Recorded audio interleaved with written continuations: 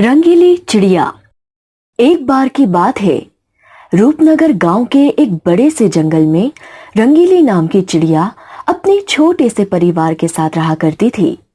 होली का दिन भी नजदीक आ रहा था।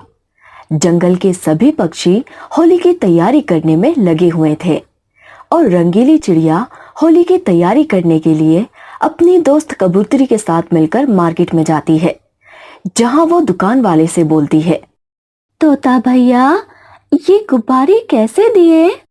10 रुपए पैकेट। और पिचकारी? सबके अलग अलग रेट है। नीली वाली पिचकारी 50 रुपए की है और उसके साथ वाली 100 रुपए की। तुम तो बहुत ज्यादा ही रेट बता रहे हो। मुझे देखकर तो सबके रेट गिर जाते हैं और तुम्हारे रेट है कि रंगीली चिड़िया को देखकर ही बढ़ गए। ऐसा कुछ नहीं है रंगीली, तुम्हें यहाँ से सस्ता होली का माल कहीं नहीं मिलेगा। रंगीली रहने दे, हम कौवे की दुकान से ही होली का सामान ले लेते हैं, क्योंकि ये तो अपना रेट कम ही नहीं करना चाहते। तो सही कह रही है कबूतरी।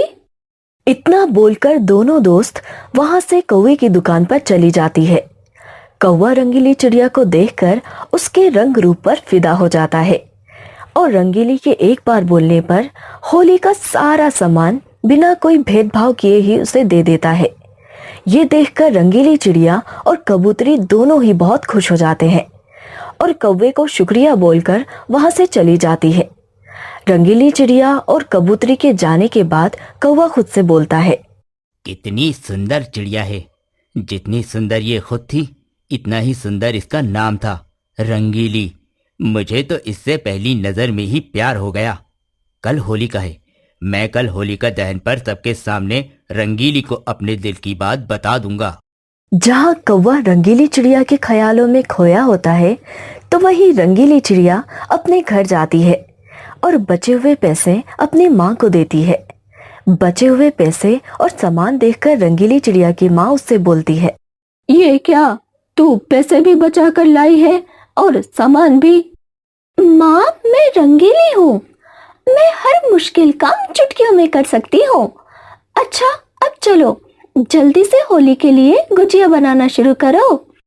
ठीक है, मैं जब तक रसोई में जाकर गुजिया बनाने की तैयारी कर रही हूँ, तब तक तू होली का सारा सामान संभाल कर रख दे। अब रंगीली होली का सामान रखकर अपनी माँ के साथ गुजिया बनाने लगती है और अगले दिन होली का दिन भी आ जाता है। सभी पक्षी मिलकर एक साथ होली का दहन तैयारी करते हैं और शाम को एक साथ मिलकर होली का दहन करते हैं। सब आपस में मिलजुल कर नाच गा रहे होते हैं कि तभी कौवा माइक लेकर सबके सामने आता है और बोलता है, रंगीली, जब से मैंने तुम्हें देखा है, मैं तुम्हारा दीवाना हो गया हूँ। मैं तुमसे सच्चा प्यार करने लगा हूँ।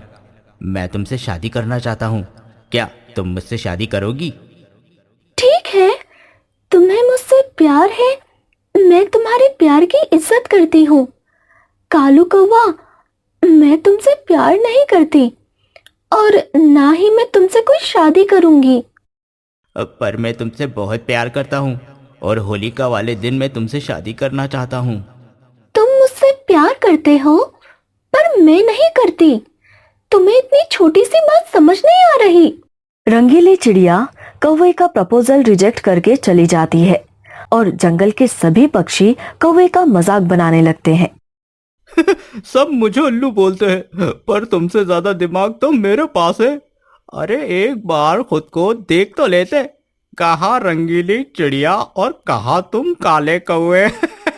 हाँ उल्लू भैया, तुम बिल्कुल सही बोल रहे हो।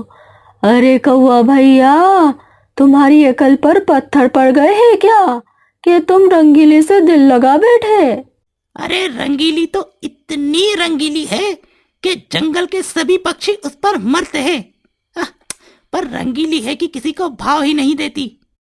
चलो भाइयों, तमाशा खत्म हो गया है। अब हम सबको अपने घर में जाकर सोना चाहिए।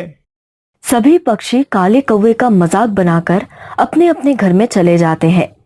कालू कौवा अपनी बेइज्जती देखकर गुस्से से बोलता है, रंगीली, तुम्हें खुद की सुंदरता पर बहुत घमंड है ना? मैं इस रंग के त्योहार में तुमसे तुम्हारी सुंदरता छीन लूंगा, फिर देखता हूँ तू कैसे अपनी सुंदरता पर घमंड करती है। इतना बोलकर काला कौवा अपने घर चला जाता है और होली का दिन भी आ जाता है। होली वाले दिन सभी पक्षी एक दूसरे को रंग लगा रहे होते हैं और पुरानी सारी बातों को भूलकर एक दूसरे को गले लगा रहे होते हैं। इसी बीच काला कौवा भी अपना रंग लेकर आता है और उस रंग में कुछ केमिकल मिला देता है, परंतु ये सब कबूतरी देख लेती है और वे समझ जाती है कि ये सब काला कौवा रंगीली से अपनी बेइज्जती का बदला लेने के लिए कर रहा है।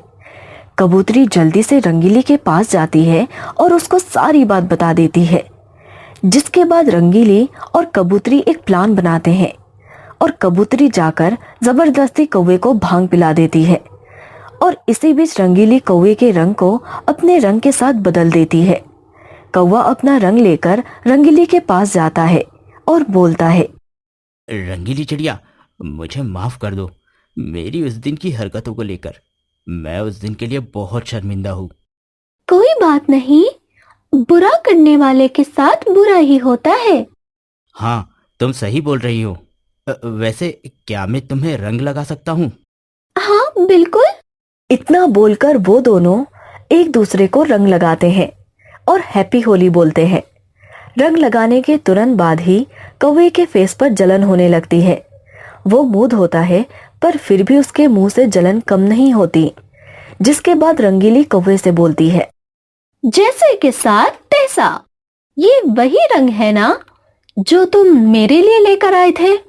इतना बोलकर रंगीली उसको सारी बात बता देती है और उसको उस केमिकल का तोड़ देती है, जिसे लगाने के बाद उसके मुंह पर हो रही जलन से उसे आराम मिलता है।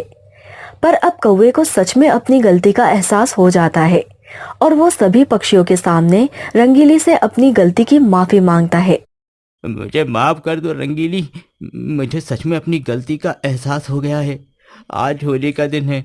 इस दिन तो सभी पुराने गिले शिकवे भूलकर दुश्मन भी गले मिलते हैं। मुझे भी माफ कर दो। कौवे को दिल से माफी मांगता देख रंगीली उसको माफ कर देती है, जिसके बाद सभी पक्षी एक साथ मिलकर होली के त्योहार को मनाते हैं।